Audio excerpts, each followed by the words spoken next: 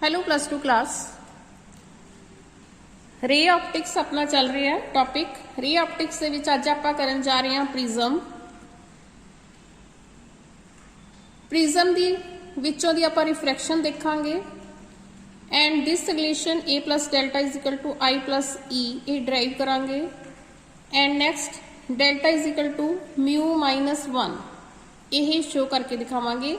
हुण इन्हां दे usual meanings मैं अगे तक जाके तुहानूं एक्सप्लेन कर दी what is A delta I and E. Now prism तुसीं लैब दे विच इस टाइप का प्रिज्म देखिया होया इस दे नाल एक्सपैरीमेंट भी किए हुए हैं राइट। रिफ्रैक्टिंग मीडियम हुंदा है ठीक है। इस दे विच दी रिफ्रैक्शन आपां शो करके एंगल्स मेजर करते होंगे बट मैं हुण तुहानूं इस कागज़ ते इस प्रिज्म का प्रिंसीपल सैक्शन ही दिखा रही हाँ। This is principal section of prism and आप इसका नेम रखांगे ए बी सी ठीक है। इसका रिफ्रैक्टिंग एंगल है ए आप सपोज करते हैं कि इंसीडेंट लाइट इस ते एक पै रही है दिस इज के एल यह लाइट है इंसीडेंट रे है और इसनों आप नेम देता K L. A B refracting surface है रिफ्रैक्टिंग सरफेस इत्थे एयर है बेटे इत्थे ग्लास है ठीक है। एयर दे विचों दी इंसीडेंट लाइट ग्लास दे विच एंटर हो रही है नैचुरली रिफ्रैक्शन होएगा ठीक है। और जिस सरफेस से होएगा उसमें आप कहते हैं रिफ्रैक्टिंग सरफेस ठीक है। और यह इंसीडेंट लाइट या इंसीडेंट रे एक एंगल बनाएगी रिफ्रैक्टिंग सरफेस नाल and this angle is I. यह बच्चे नॉर्मल है this dotted line is normal normal and incident ray दे विच एक एंगल बन रहा है that is I and that is called angle of incidence. This ray M N this M N ray is called emergent ray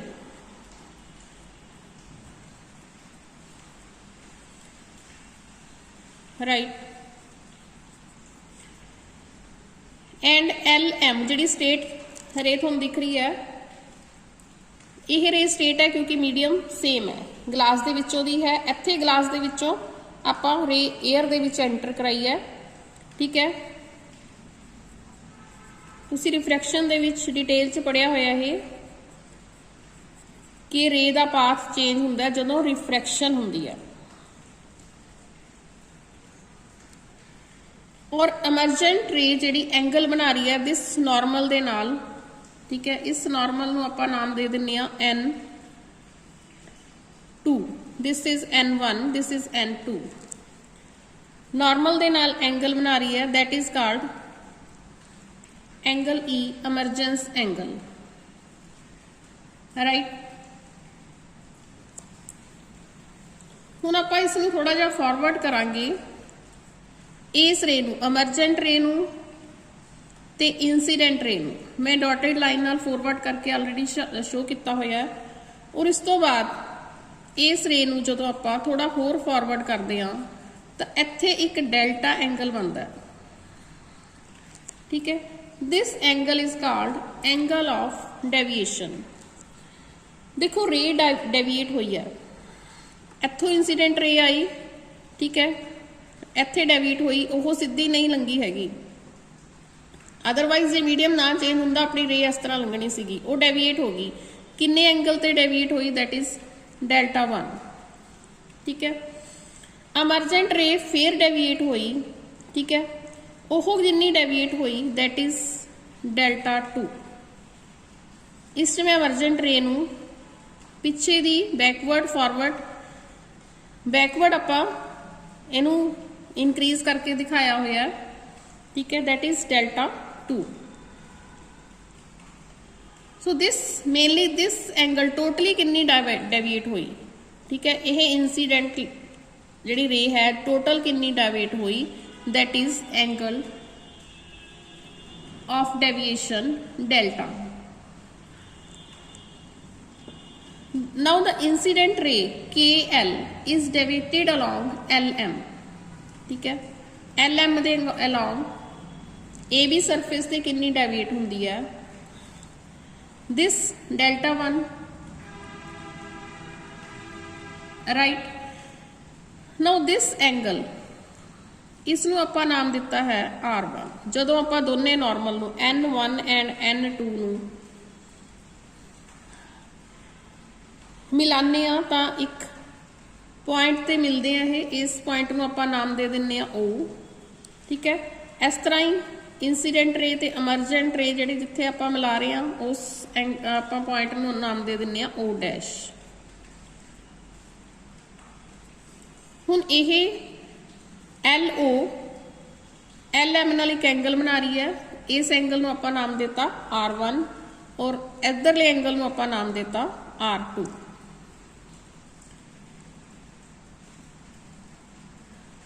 right. Now incident ray KL is deviated along LM, ठीक है, LM तक deviate हुई है ना, at the surface of AB of prism. So I is equal to delta plus R1, this angle is equal to this angle delta 1 plus R1। किहड़े angle है ये, these are vertically opposite angles. तुहानूं पता है जदों दो lines आपस cross कर रही होणगियां दैन जिहड़े वर्टिकली ऑपोजिट एंगल बनते हुंदे उन्हां दे वो इक्वल हुंदे आ,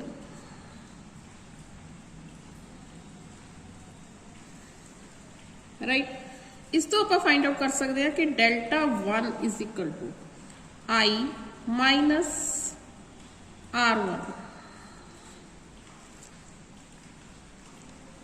इसनूं आपां इक्वेशन नाम दे दिन्ने आ 1।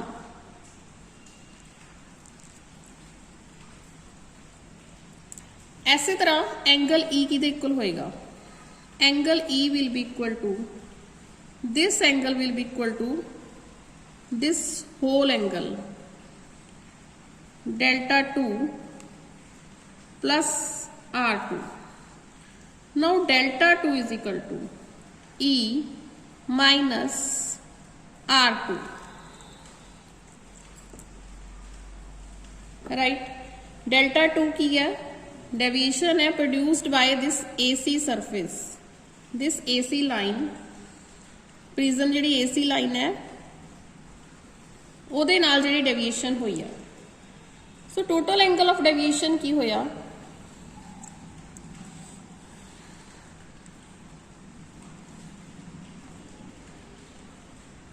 Total of angle of deviation होएगा delta 1 plus delta 2, right.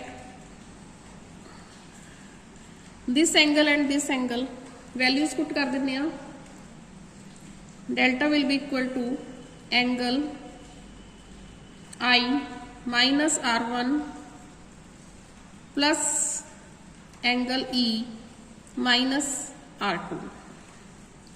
Plus वाले अलग ले लेने I प्लस E, माइनस वाले अलग ले लेने this both are minus, minus sign common ले लिया R1 plus R2।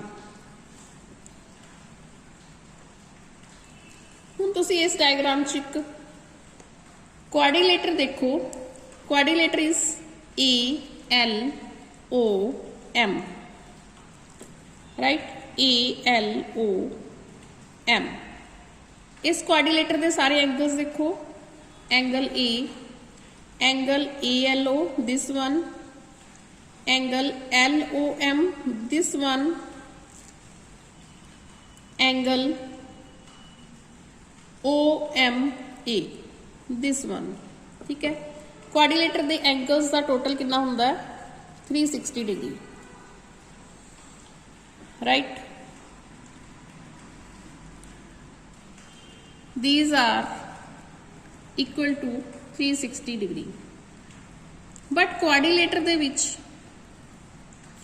Angle ALO and angle OMA these are equal to 90 degree.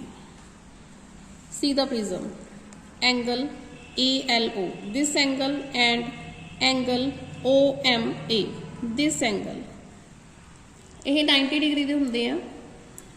सो ਆਪਾਂ ਇਹਦੇ ਵਿੱਚ ਵੈਲਿਊ ਪੁੱਟ ਕਰਾਂਗੇ ਹੁਣ। Angle A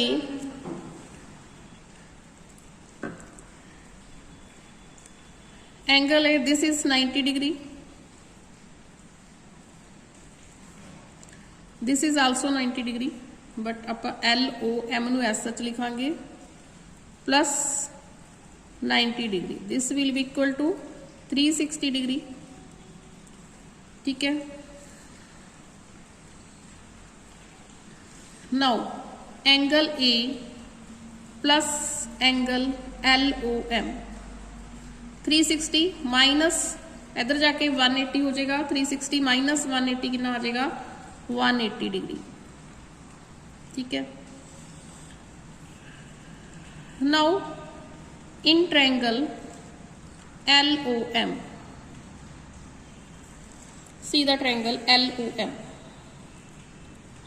this is L, this is O, this is M। Triangle दे तीने angles का टोटल कितना हुंदा है 180 डिग्री। ठीक है, दो एंगल्स का आपां नाम रखे ही होया R1 ते R2, इस एंगल नूं आपां कहांगे LOM।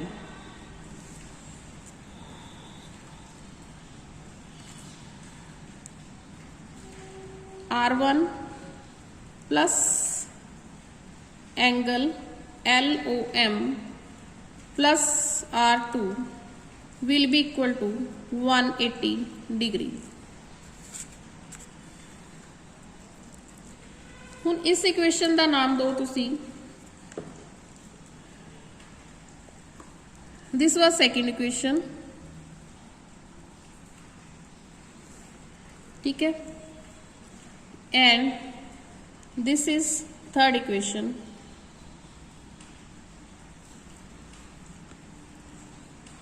This is fourth equation and this is fifth equation। ठीक है, now these four and fifth equations तुसी इस देख रहे हो R1 plus LOM plus R2 180 degree है, and angle A plus LOM भी 180 डिग्री है, मतलब ये दोनों साइड्स भी इक्वल होणगियां। Right, angle A plus angle LOM will be equal to R1 plus angle LOM plus R2। Right, हुण इस LOM ते LOM कैंसल हो जाएगा, अपने कोल आ जाएगा angle A is equal to R1 plus R2। ठीक है, एक रिजल्ट अपने कोल यह आ गया कि एंगल जिहड़ा हैगा A, this angle is equal to R1 plus R2।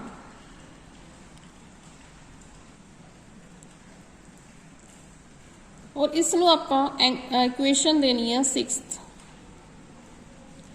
हुण ये सिक्स्थ वैल्यू जिहड़ी R1 प्लस R2 आ गई इक्वल टू A आ गई, यह आपां पुट करनी है थर्ड दे विच। थर्ड दे विच जिहड़ा R1 प्लस R2 सीगा उसकी जगह आपां A पुट करना है। Right, this R1 plus R2 is equal to angle A, क्योंकि आपां फाइंड आउट कर लिया कि एंगल A जिहड़ा हैगा R1 प्लस R2 दे इक्वल है।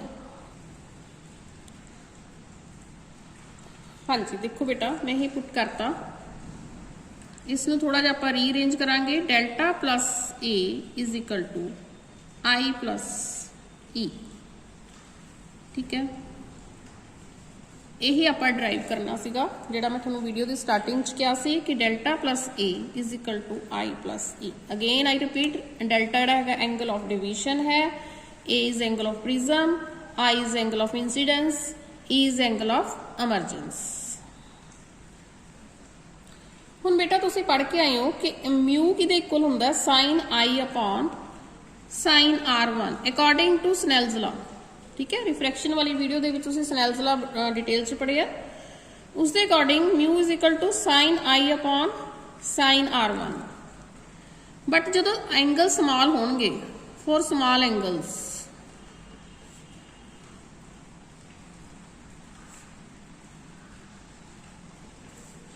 आप साइन नू इग्नोर कर दिंदे हुंदे आ, it will be equal to sine mu is equal to I upon R1 या I is equal to mu into R1। ठीक है, एंड इस तरह ही जे आपां एंगल ऑफ एमरजेंस कढ़ना होवे यह इक्वल होएगा म्यू इंटू R2 दे। इसनूं आपां इक्वेशन 8 कंसीडर करना है, दिस इज इक्वेशन 8।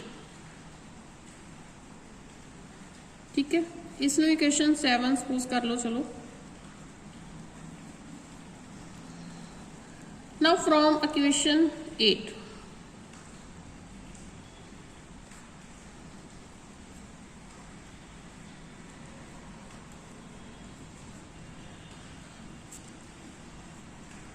आप इसकी आई ते ई दी वैल्यूज पुट करन जा रहे हैं। ठीक है, इस इक्वेशन दे विच delta plus A is equal to